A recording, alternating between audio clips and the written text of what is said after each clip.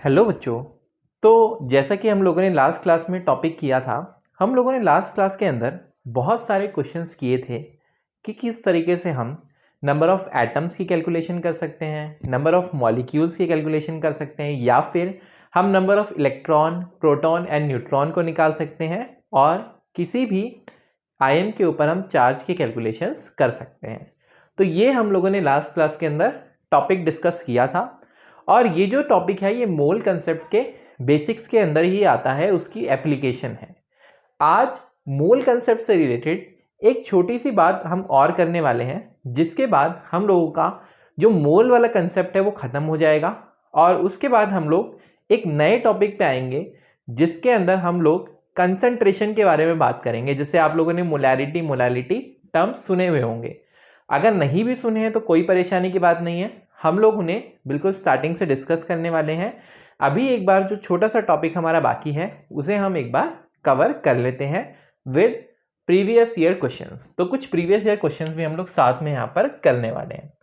देखिए, एक कंसेप्ट जो हमें आपको पढ़ाना है वो है ग्राम एटॉमिक मास। अब आप लोगों ने एटॉमिक मास तो पढ़ा हुआ है। एटॉमिक मास क्या होता है?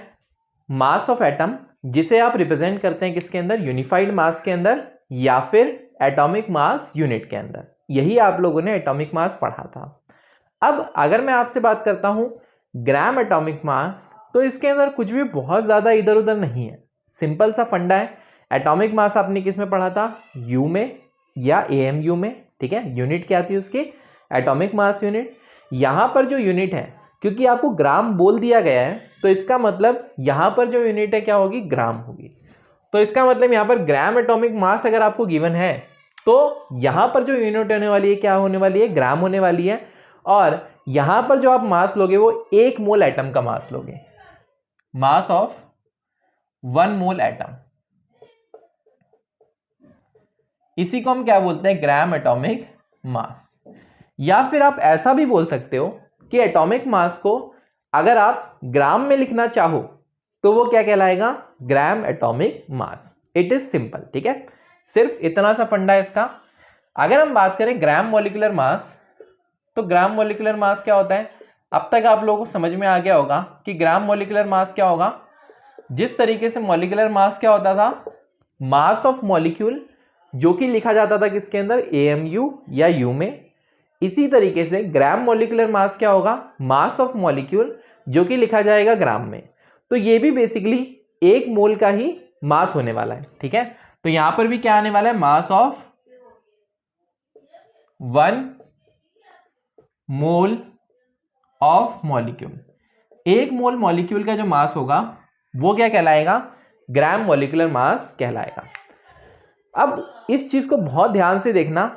अभी ये कंसेप्ट जब आप पढ़ रहे हो ना तो आपको ये कंसेप्ट बहुत इजी लगेगा, सुपर इजी कंसेप्ट है। ठीक है, मैं आपको 1-2 एग्जांपल्स भी देता हूं, उसके बाद मैं बताऊंगा कि मैं आपसे क्या चीज डिस्कस करने वाला हूं। 1 मोल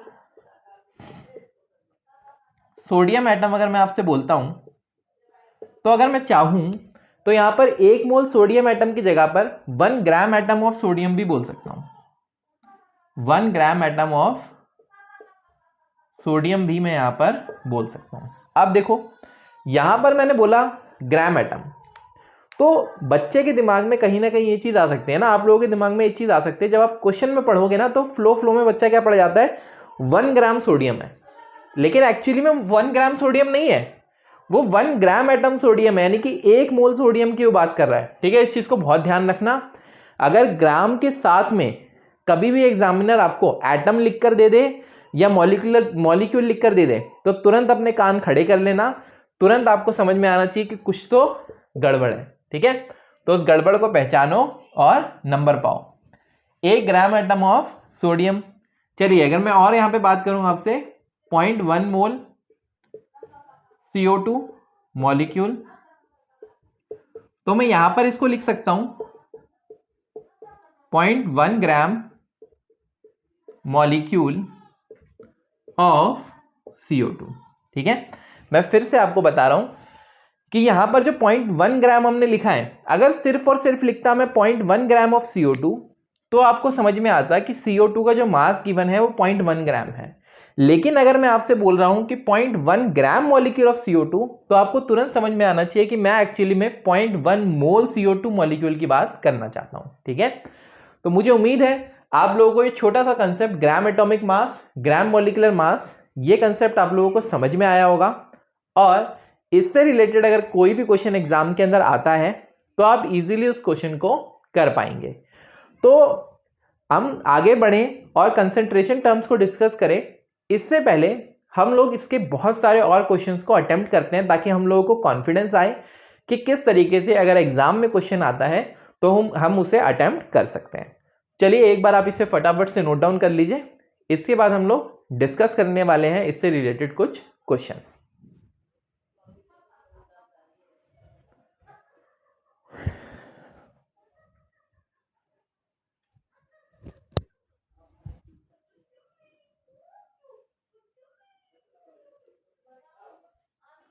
चलिए उम्मीद करता हूं आप लोगों ने लिख लिया होगा। हाँ, तो बच्चों आप लोगों के सामने एक क्वेश्चन आ गया है। क्वेश्चन है a sample of ammonium phosphate contains 3.18 moles. यहां पर कितना मोल्स दे रखा है? 3.18 मोल्स दे रखा है किसका? हाइड्रोजन एटम का। ठीक है, तो आप सबसे पहले अगर फिजिकल केमिस्ट्री में कोई भी क्वेश्चन सॉल्व कर रहे हैं तो आप सबसे पहले क्या करिए, सबसे पहले आपको जो भी चीज गिवन है ना वो नोट डाउन कर लीजिए। अगर इस तरीके से आप चलेंगे ना तो समझ लीजिए आपका आधा क्वेश्चन हो गया। ठीक है, तो गिवन आपने नोट डाउन किया, गिवन आपको क्या है? Number of moles of hydrogen, number of moles of hydrogen आपको गिवन है 3.18 मोल्स। और आपके पास जो कंपाउंड गिवन है वो क्या गिवन है? Ammonium phosphate. तो इसे भी एक बार नोट डाउन कर लीजिए। अब इसके आगे आपसे पूछा जा रहा है the number of moles of oxygen atom. आपको हाइड्रोजन के एटम उसने बता दिए, आपसे उसने पूछ लिया ऑक्सीजन के एटम बताओ। ठीक है, तो अगर आपको हाइड्रोजन के एटम्स पता है, आपसे ऑक्सीजन के एटम पूछे गए हैं सैंपल के अंदर, तो आप क्या करने वाले? देखो, अगर इस फॉर्मूले को हम देखें तो इस फॉर्मूले के अंदर असल में है क्या? इस फॉर्मूले के अंदर आप देखोगे कि 3 नाइट्रोजन है और 4 12 हाइड्रोजन है और 1 फास्फोरस है और 4 ऑक्सीजन है। ये इसका फॉर्मूला है। ठीक है, अमोनियम फॉस्फेट का ये फॉर्मूला है। अब अगर हम बात करें, हमें कंपैरिजन करना है किसके बीच में? हाइड्रोजन और ऑक्सीजन। हाइड्रोजन हमें गिवन है, आंसर हमें निकालना है ऑक्सीजन का। तो देखो किस तरीके से इस क्वेश्चन को आप अटेम्प्ट कर सकते हो। आपको हाइड्रोजन के बारे में अगर डिटेल दे रखी है तो आप एक काम करो, इधर देखो, यहां अगर 12 हाइड्रोजन थे तो इसका मतलब यहां पर कितने ऑक्सीजन होते थे? 4 ऑक्सीजन होते थे। या अगर मोल्स में दे रखा है तो आप मोल्स में ले लो। यहां अगर 12 मोल हाइड्रोजन है तो यहां पर कितने मोल ऑक्सीजन होते थे? 4 मोल। तो अगर आपके पास 3.18 मोल हाइड्रोजन है तो इसका मतलब देखो, 1 मोल के लिए, चलो एक काम करते हैं, पहले 1 मोल के लिए कर लेते हैं। 12 मोल हाइड्रोजन के लिए क्या है? 4 मोल ऑक्सीजन। हम पहले 1 मोल के लिए कर लेते हैं। ठीक है, तो 1 मोल हाइड्रोजन में कितने ऑक्सीजन होंगे जरा बताओ? 4/12 मोल ऑक्सीजन होने वाले हैं। हमसे पूछा गया 3.18 में कितने होंगे, तो बस मल्टीप्लाई कर दो। 3.18 मोल हाइड्रोजन, इसमें कितने ऑक्सीजन होने वाले हैं? 4/12 मल्टीप्लाई बाय 3.18। तो आपका आंसर क्या आएगा? 1 3। इसको 3 से काटोगे तो कितने बजे आएगा? 106। और यहां पर 2 डेसिमल के बाद क्या था? पॉइंट, तो यहां पर बना दो। इसका मतलब आपके पास जो number of moles of oxygen आएंगे वो कितने आने वाले हैं? 1.06 मोल ऑफ ऑक्सीजन आ जाएंगे। ये आपका इस क्वेश्चन का सॉल्यूशन हुआ। तो अगर आपसे इस तरीके से कोई क्वेश्चन पूछा जाता है, अच्छा यहां पर तो सीधे सीधे रिलेशन मोल्स के बेसिस पर दे रखा था, पर अगर वो रिलेशन के अंदर मास दे दें तो आप देखिएगा कि अगर आपको मास दे रखा है तो फिर आप उसे पहले मोल्स में कन्वर्ट कर लीजिए, क्योंकि मोल्स का रिलेशन आप सीधे सीधे जानते हो लेकिन मास का रिलेशन आप डायरेक्ट नहीं जानते हो। ठीक है, तो 3.18 मोल हाइड्रोजन में 1.06 मोल ऑक्सीजन है, अगर वो आपसे नंबर ऑफ ऑक्सीजन एटम्स ही पूछना चाहता है तो फिर आप क्या कर दोगे, देखो 1.06 मोल ऑक्सीजन है तो आप इसको एवोगैड्रो नंबर से मल्टीप्लाई कर दो, आपके पास total number of oxygen atoms निकलकर आ जाएंगे। तो अगर हमसे पूछा जाए total number of oxygen atoms, तो हम यहां पर क्या करेंगे 1.06 इंटू Na एवोगैड्रो नंबर से इसे मल्टीप्लाई कर देंगे तो हमारे पास total number of oxygen atoms निकलकर आ जाएंगे। मुझे उम्मीद है आप लोगों को ये क्वेश्चन समझ में आया होगा। अगर आप लोगों को ये क्वेश्चन समझ में आया तो आप इसे जल्दी से नोट डाउन कीजिए और हम बढ़ते हैं अपने अगले क्वेश्चन की तरफ।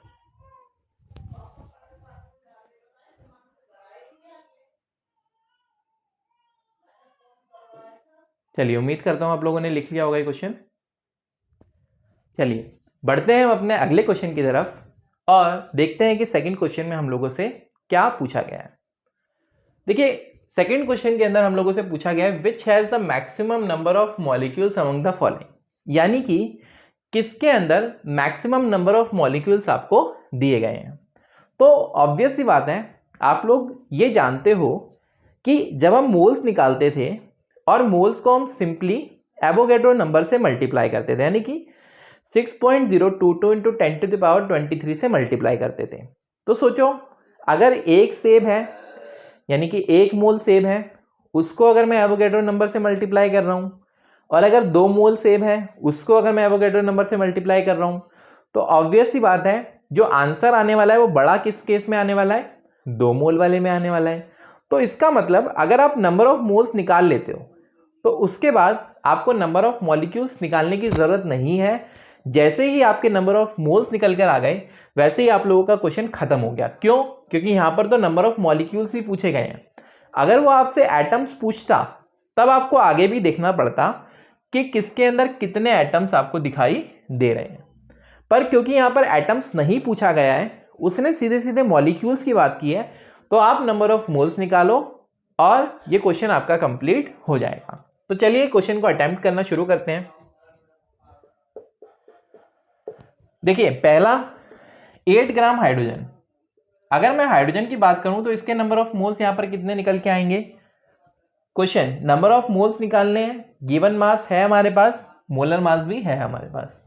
तो यहां पर क्या होगा, गिवन मास है 8 डिवाइडेड बाय मोलर मास कितना है 2, वेरी गुड, 4 मोल्स आ गया।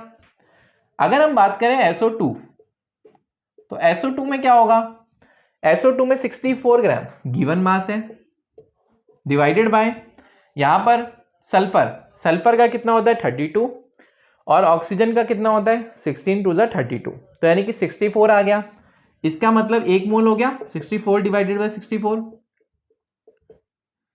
अगर मैं बात करता हूं number of moles of CO2, तो number of moles of CO2 कितने होंगे 44 है ना, given mass divided by molar mass, molar mass से डिवाइड करो 12 प्लस 32 44, फिर से 1 मोल आ गया।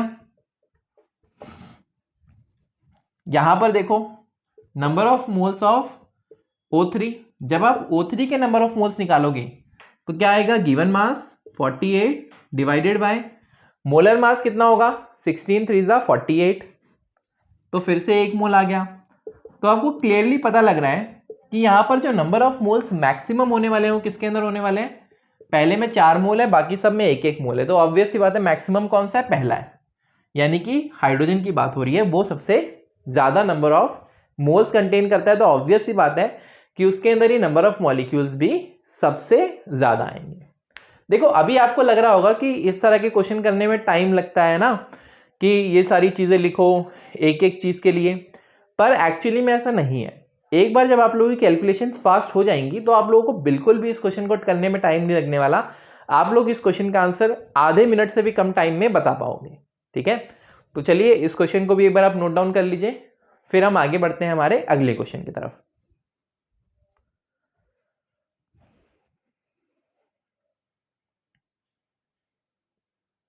चलिए, उम्मीद करता हूं आप लोगों ने नोट डाउन कर लिया होगा। चलिए पढ़ते हैं हम अपने अगले क्वेश्चन को। देखिए नेक्स्ट क्वेश्चन में क्या लिखा हुआ है, the total number of electrons in 1.6 gram of CH4 to that in 1.8 gram of water, ये हमसे पूछा जा रहा है और हम लोगों को basically number of electrons calculate करने हैं।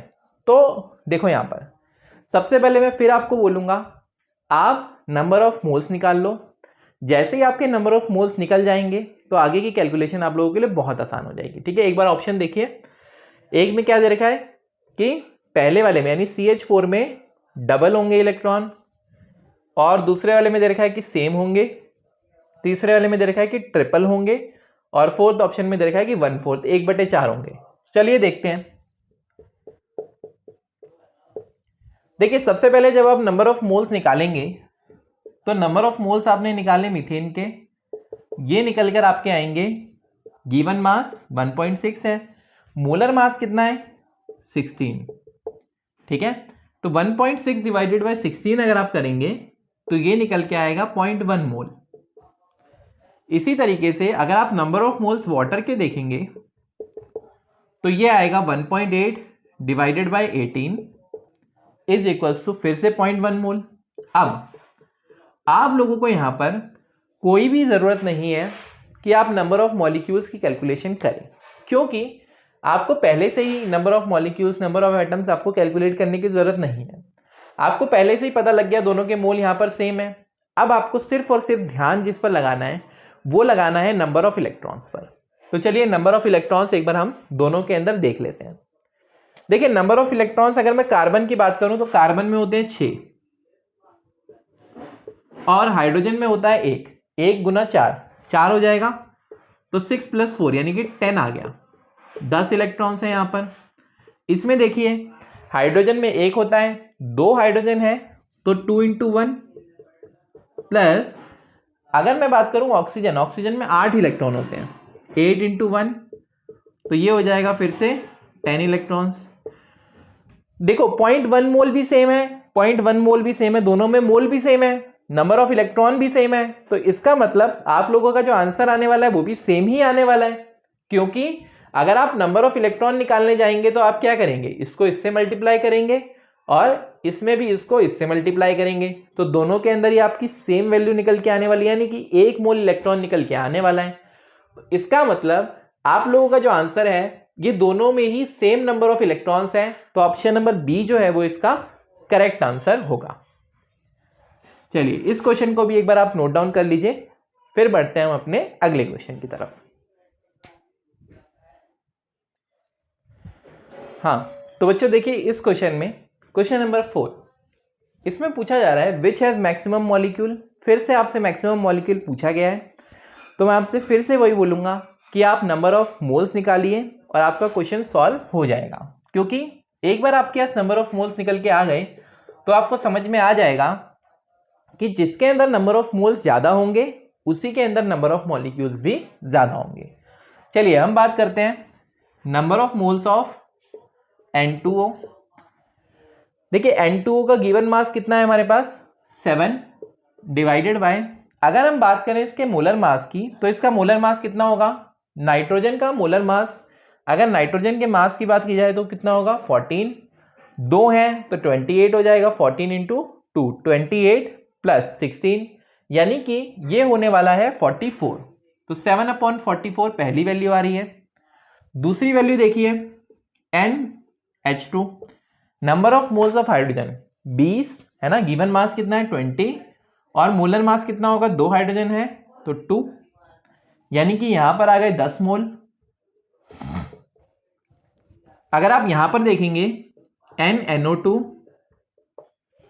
तो आप पाएंगे कि यहां पर गिवन मास कितना है 16 डिवाइडेड बाय, यहां पर अगर आप देखेंगे मोलर मास 14 + 32, 14 + 32 अगर आप करेंगे तो आपका आंसर आएगा 46। और यहां SO2 की अगर हम बात करें, number of moles of SO2, तो number of moles of SO2 होंगे 16 अपॉन गिवन मास 16 था, मोलर मास कितना होगा 32 + 32 यानी कि 64 होगा। तो आप क्लियरली देख पा रहे हैं कि 7/44, 16/46 और 16/64 ये जो वैल्यूज हैं इन सभी वैल्यूज के अंदर डिनोमिनेटर जो है यानी जो नीचे वाली संख्या है वो ऊपर वाली संख्या से बड़ी है। इसका मतलब सभी की सभी वैल्यू 1 से भी छोटी है, जबकि ये वैल्यू 10 है। तो आपको क्लियरली पता लग रहा है कि मैक्सिमम मॉलिक्यूल किसके अंदर होने वाले हैं, वो होने वाले हैं ऑप्शन नंबर बी में, यानी कि 20 ग्राम हाइड्रोजन के अंदर। देखिए ये जो क्वेश्चन था, इस क्वेश्चन के अंदर आप लोगों के लिए बहुत ज्यादा कैलकुलेशंस नहीं थी करने के लिए। सिंपली अगर आपको मेथड आता है करने का तो आप बहुत ज्यादा कैलकुलेशन में नहीं फंसोगे। आप इनफैक्ट जैसे जैसे आपकी प्रैक्टिस होती जाएगी आप सीधे सीधे देखते ही बता दोगे, आप मन में ही given mass by molar mass करके देखते ही बता दोगे कि कौन सा वाला जो आंसर है वो सही ऑप्शन होगा। चलिए इस क्वेश्चन को आप एक बार नोट डाउन करिए और फिर हम बढ़ते हैं अपने अगले क्वेश्चन की तरफ।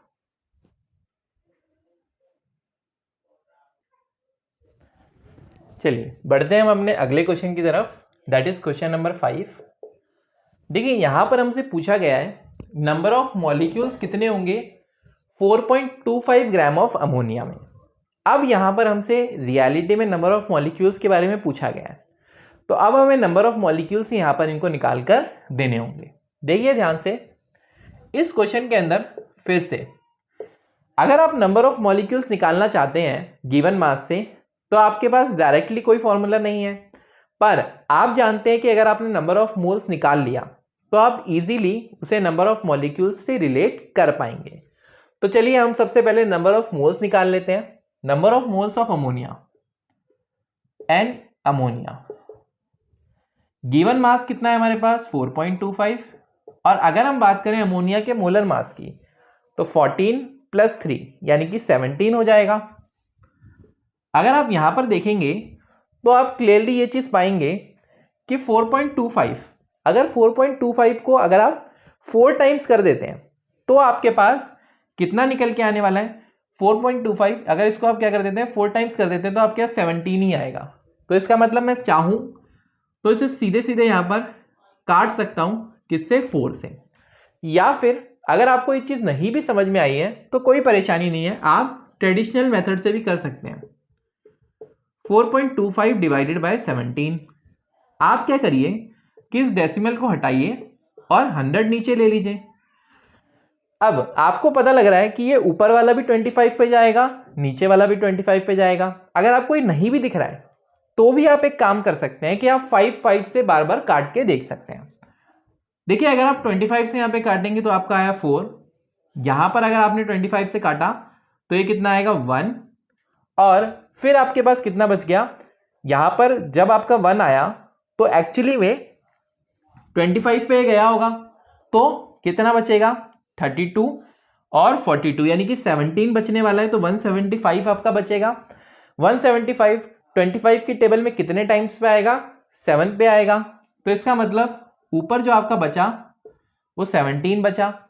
इस 17 से ये वाला 17 अगर कैंसिल होगा तो आपके पास 1/4 आ जाएगा। अब ये जो 1/4 आपने निकाला है ये आपके नंबर ऑफ मोल्स हैं। आपको एक्चुअली में चाहिए क्या, आपको एक्चुअली में चाहिए नंबर ऑफ मॉलिक्यूल्स। तो मैं एक काम करता हूं, मैं यहां पर सीधे ही नंबर ऑफ मॉलिक्यूल्स से इसे मल्टीप्लाई कर देता हूं, क्योंकि एक्चुअली में तो मुझे नंबर ऑफ मॉलिक्यूल्स ही चाहिए, और नंबर ऑफ मॉलिक्यूल्स निकालने के लिए मुझे क्या करना पड़ेगा, नंबर ऑफ मोल्स को एवोगैड्रो नंबर से मल्टीप्लाई करना पड़ेगा, यानी कि एक मोल से मल्टीप्लाई करना पड़ेगा। तो चलिए हम कर देते हैं 6.022, या फिर आप चाहो तो 6 × 10⁻23 लेकर भी वैल्यूज को सॉल्व कर सकते हो। मैंने आपसे कहा था कि आपको वैल्यूज को बहुत ज्यादा कॉम्प्लिकेटेड बनाने की जरूरत नहीं है, क्योंकि ऑप्शंस में भी इनफैक्ट इस क्वेश्चन का ऑप्शन भी गिवन था और उस ऑप्शन के अंदर ही 1.5 ही दे रखा था। ठीक है, तो यहां पर जरूरी नहीं है कि आप बिल्कुल एग्जैक्ट वैल्यू पे जाएं, 6.022 पे जाके सॉल्व करना आपके लिए जरूरी नहीं है। आप सीधे सीधे 6 वैल्यू को एज्यूम करिए और क्वेश्चन को सॉल्व कर दीजिए। ये जाएगा तो 3 आएगा, 2 से 2 की टेबल में गया। अब 3/2 का मतलब कितना होगा 1.5 × 10⁻23। तो इतने मॉलिक्यूल्स अमोनिया के यहां पर प्रेजेंट होंगे, 1.5 × 10⁻23 मॉलिक्यूल्स ऑफ अमोनिया। तो ये आपका फाइनल आंसर है। चलिए इस क्वेश्चन को भी एक बार नोट डाउन कर लीजिए, फिर बढ़ते हैं हम अपने अगले क्वेश्चन की तरफ।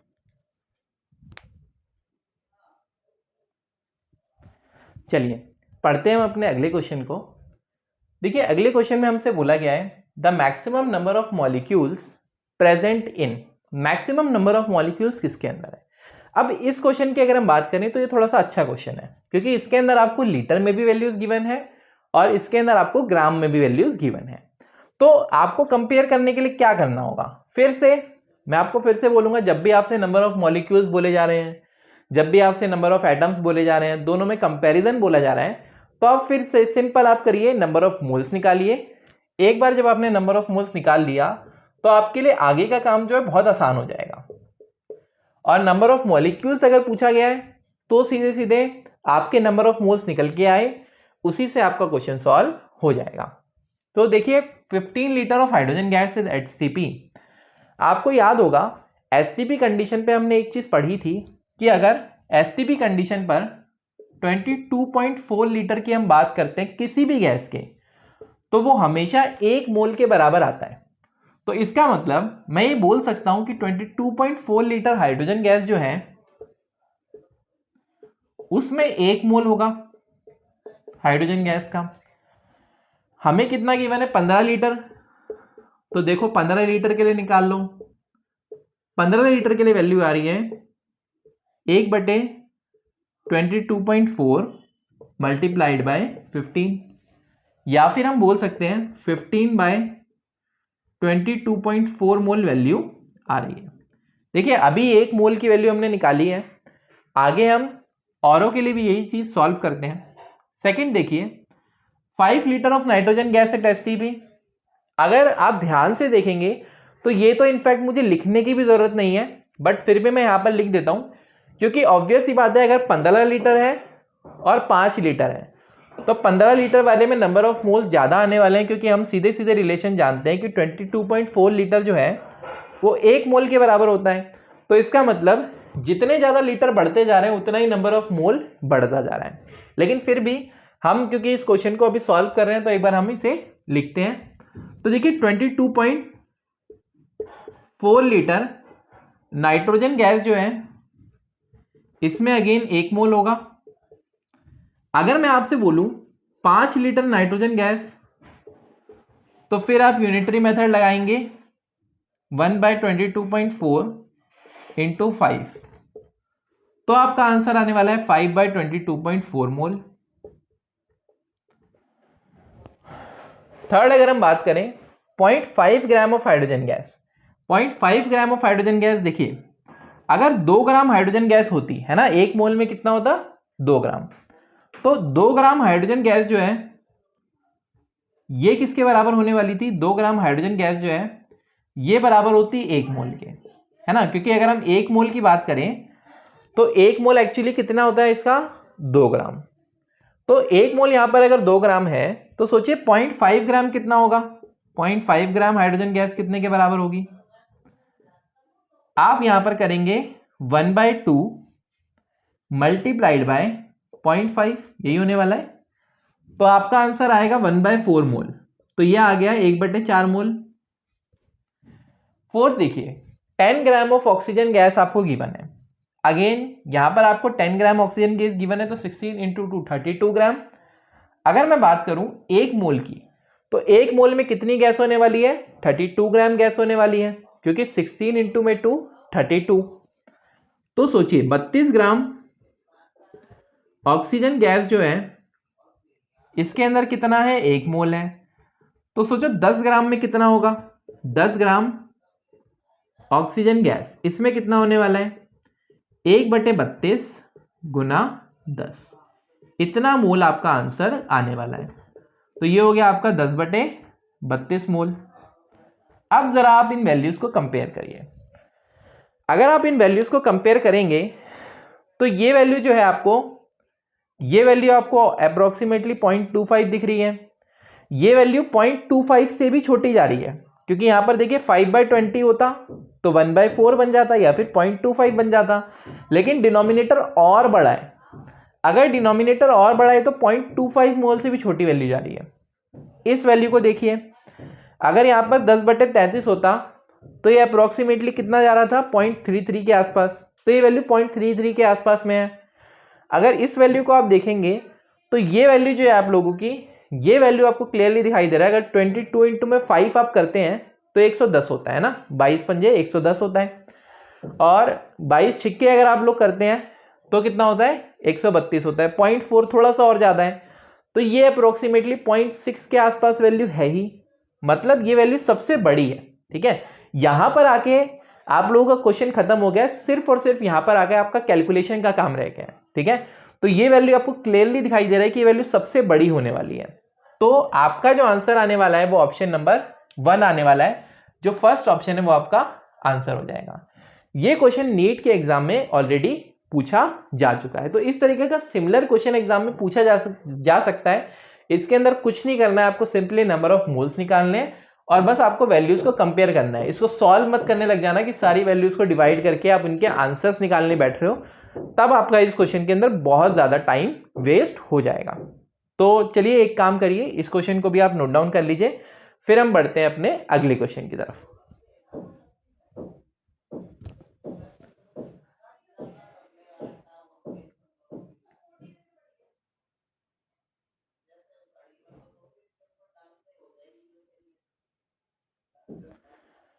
चलिए देखते हैं हम अपने अगले क्वेश्चन को। देखिए क्वेश्चन नंबर 7 में आप लोगों से कहा गया है number of atoms in 0.1 mole of tetraatomic gas is. 0.1 mole किसी टेट्राएटॉमिक गैस का दे रखा है और इसके अंदर आपसे नंबर ऑफ एटम्स पूछे गए हैं। ठीक है, अब आपको गैस नहीं पता कि कौन सी है, कोई बात नहीं, आपको इतना पता है कि जो गैस है इसके एटम्स को मैंने जी मान लिया, कुछ भी मान लिया, आप ए मान लो, बी मान लो, सी मान लो, कुछ भी मान लो, है ना। अब ये कितने एक्चुअली 4 एटम है ऐसे, G4। ठीक है ना। अब सोचो 0.1 मोल कितनी गैस है, 0.1 मोल।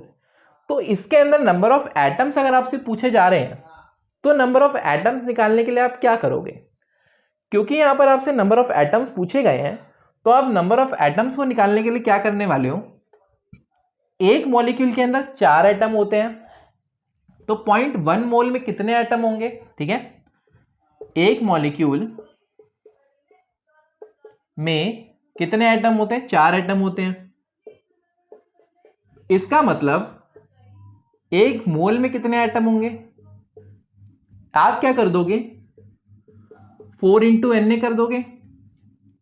तो बेटा आपके पास 0.1 मोल में पूछा गया है, तो क्या करोगे, 0.1 मोल इसमें हो जाएंगे 0.1 इंटू में 4 इंटू एन, यानी कि 0.4 एन आपका आंसर होगा।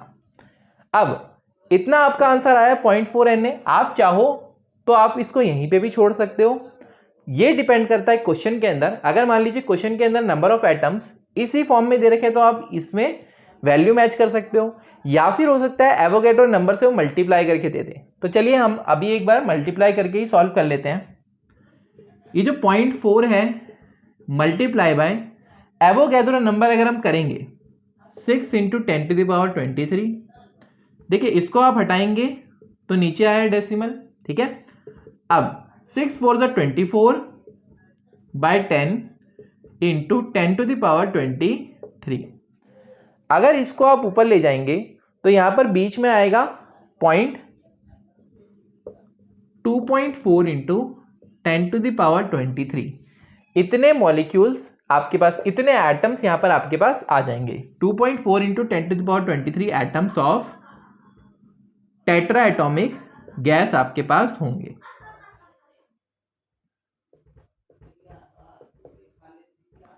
उम्मीद करता हूं आप लोगों को ये सॉल्यूशन समझ में आया होगा। चलिए एक बार आप इसे नोट डाउन कर लीजिए, फिर हम बढ़ते हैं अपने अगले क्वेश्चन की तरफ।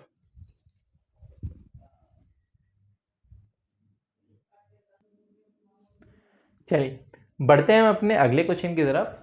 देखिए क्वेश्चन नंबर 8 के अंदर हम लोगों से पूछा जा रहा है an element x has 200x। ठीक है, ये जो 200 ऊपर लिखा है इसका मतलब क्या है, एटॉमिक मास, और ये 90% है। देखो इस तरह का क्वेश्चन जो आएगा, चलिए एक बार हम क्वेश्चन को पूरा पढ़ लेते हैं। 199x कितना है, 8% है, और 202x कितना है, 2% है। एवरेज एटॉमिक मास हमसे पूछा गया है। याद करो जब हमने एवरेज निकालने के लिए समझा था तो हम लोगों ने क्या समझा था कि एवरेज के अंदर टोटल जो है वो हमारे पास कितना होने वाला है, यहाँ पर 100 होने वाला है।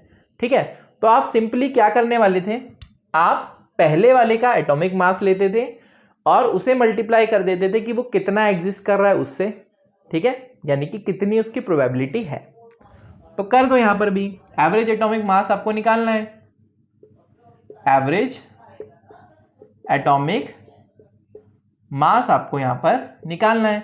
तो सिंपली आपको यहां पर क्या करना पड़ेगा, आप यहां पर पहले वाले का एटॉमिक मास देखो, और पहले वाले का एटॉमिक मास 200 आपने लिखा, कितने हैं, 90 हैं, प्लस 199 है ना, दूसरे वाले का एटॉमिक मास लिखा, कितने हैं, 8, प्लस में पहले वाले का एटॉमिक मास लिखा, मल्टीप्लाई बाय कितने हैं, 2%, डिवाइडेड बाय टोटल परसेंट कितना होने वाला है, 100 होने वाला है, तो 100 से डिवाइड कर दो।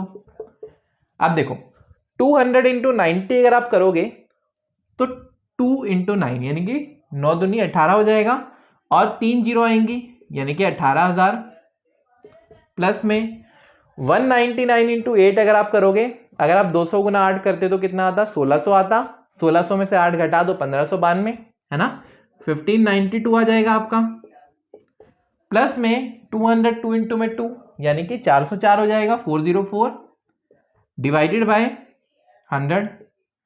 अगर आप ऊपर वैल्यूज को ऐड करोगे तो कितना होने वाला है, 4 और 2 6 और 0 6 हो गया, यहां पर देखोगे 0 और 9 और 0 यानी कि 9 हो गया, यहां पर अगर आप देखोगे 0 5 4 यानी कि फिर से 9 हो गया। ठीक है, अब इसके बाद यहां पर देखोगे 1 0, ठीक है, 1 और 8 यानी कि कितना हो गया, 9 हो गया, और यहां पर 1, इधर और कुछ भी नहीं है तो ये हो गया 1, डिवाइडेड बाय 100 है तो कितना हो जाएगा यहाँ पर 199.96, या अप्रोक्सीमेटली आप बोल सकते हो कितना, 200 AMU। देखो जरूरी नहीं है आप इसी तरीके से एडिशन करो, अगर आप लोगों की हैबिट इस तरीके से एडिशन करने की है 18,000, ठीक है, बचपन से ऐसे करते आए ना हम लोग ऐड, तो आप ऐसे ऐड कर लो। ठीक है, ऐसा कोई टेंशन वाली बात मत लेना कि आपको इसी तरीके से ऐड करना है। ठीक है, अगर ऐसे आप ऐड कर पा रहे हैं तो आपको क्वेश्चन और जल्दी सॉल्व हो जाएगा, अगर आप ऐसे ऐड नहीं भी कर पा रहे हैं तो कोई परेशानी नहीं है, आप ऐसे ऐड कर लीजिए। ठीक है, 2-3 सेकंड का ही फर्क पड़ेगा, बहुत ज्यादा फर्क आप लोगों को नहीं पड़ने वाला। तो चलिए ये वाला क्वेश्चन मैं उम्मीद करता हूं आप लोगों को समझ में आ गया होगा। हम लोग बढ़ते हैं अपने अगले क्वेश्चन की तरफ, पर इससे पहले आप लोग इस क्वेश्चन को एक बार नोट डाउन कर लीजिए।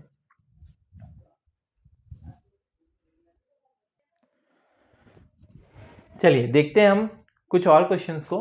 देखिए क्वेश्चन नंबर जो 9 है वो एग्जैक्टली उस क्वेश्चन की तरह है जो क्वेश्चन हम ऑलरेडी डिस्कस कर चुके हैं। ठीक है, आज की क्लास में हमने ऐसा एक क्वेश्चन डिस्कस किया है, तो इस क्वेश्चन को आप करेंगे, मैंने आपको इसका आंसर बता दिया है। मैं क्वेश्चन एक बार फिर भी रीड कर देता हूं। Number of atoms in 0.1 mole of a try atomic gas. आपसे नंबर ऑफ एटम्स पूछे गए हैं किसमें, 0.1 मोल किसके, ट्राई एटॉमिक गैस के। टेट्रा एटॉमिक गैस के लिए हम ये क्वेश्चन ऑलरेडी सॉल्व कर चुके हैं, आपको यहां पर ट्राई एटॉमिक गैस के लिए पूछा गया है। चलिए क्वेश्चन नंबर 10 को हम लोग यहां पर डिस्कस कर लेते हैं और आज की क्लास को खत्म करते हैं। नेक्स्ट क्लास में हम लोग स्टार्ट करेंगे कंसंट्रेशन टर्म्स, यानी कि मोलैरिटी, मोलैलिटी, इन सब चीजों के बारे में हम लोग बात करेंगे। देखिए टोटल नंबर ऑफ इलेक्ट्रॉन्स पूछा गया हमसे किसके अंदर, 2 gram of D2O to that in 1.8 gram of H2O। देखिए फिजिकल के क्वेश्चन को करने का सबसे अच्छा तरीका यही है, आप सबसे पहले जो गिवन है वो लिख लो, उसके बाद आप वो चीज लिखो जो एग्जामिनर ने पूछी हुई है, जो क्वेश्चन के अंदर पूछी हुई है। उसके बाद आपको ये आइडिया ऑटोमेटिकली आ जाएगा कि आपको क्या फॉर्मूला वहां पर यूज करना चाहिए, या फिर आपको किस चीज का वहां पर यूज करना चाहिए कि आपका आंसर वहां पर निकल जाए। तो देखिए सबसे पहले हमें दिया गया है क्या, 2 ग्राम ऑफ D2O दिया गया है। ठीक है, तो हमें क्या दे रखा है, 2 ग्राम D2O, यानी कि गिवन मास कितना है, 2 ग्राम है, और गिवन मास एक और चीज का हमें गिवन है कितना, 1.8 ग्राम किसका, वाटर का, H2O। देखिए D2O कुछ और नहीं है, ये D2O एक्चुअली में है क्या, ये D2O एक्चुअली में ड्यूटेरियम की बात हो रही है। ठीक है, इसके अंदर इसे हम क्या बोलते हैं, हैवी वाटर भी बोलते हैं। तो यहाँ पर H2O की जगह पर यानी 2 हाइड्रोजन की जगह पर क्या दे रखा है, 2 ड्यूटेरियम दे रखे हैं। तो यहाँ पर ये जो है केवल इन दोनों के अंदर एक ही डिफरेंस है, आपको पता है कि हाइड्रोजन का जो मास है वो 1 होता है, जबकि ड्यूटेरियम का जो मास है वो 2 होता है। तो अगर हम देखें तो यहाँ पर हमसे नंबर ऑफ इलेक्ट्रॉन्स पूछा जा रहा है, तो खुद सोचो, ऑक्सीजन ऑक्सीजन दोनों तरफ ऑक्सीजन है, 8 इलेक्ट्रॉन इधर 8 इलेक्ट्रॉन इधर। हाइड्रोजन की अगर हम बात करें तो 2 इलेक्ट्रॉन इधर और 2 ही इलेक्ट्रॉन इधर, क्योंकि इलेक्ट्रॉन पे तो कोई फर्क नहीं पड़ रहा था। फर्क किस चीज पे पड़ रहा था, फर्क पड़ रहा था एटॉमिक मास पे। तो देखिए ध्यान से, हम लोग एक बार दोनों के ही नंबर ऑफ मोल्स कैलकुलेट कर लेते हैं।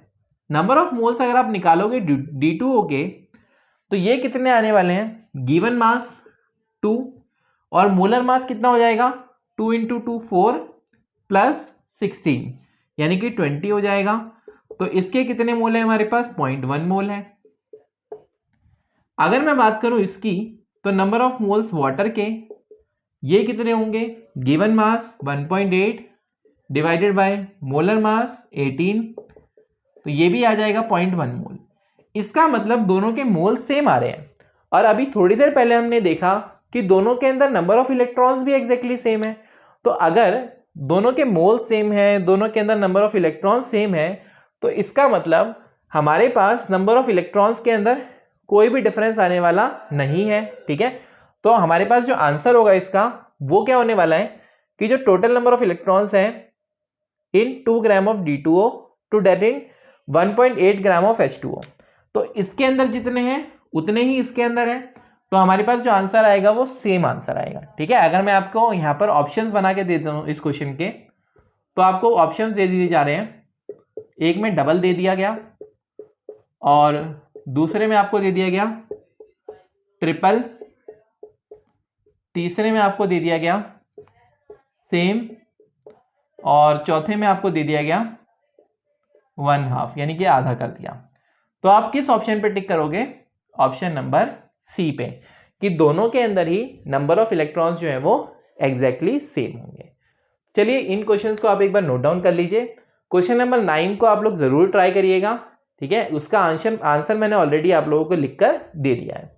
तो चलिए मिलते हैं फिर हम नेक्स्ट क्लास के अंदर अगले नए टॉपिक के साथ। Good bye.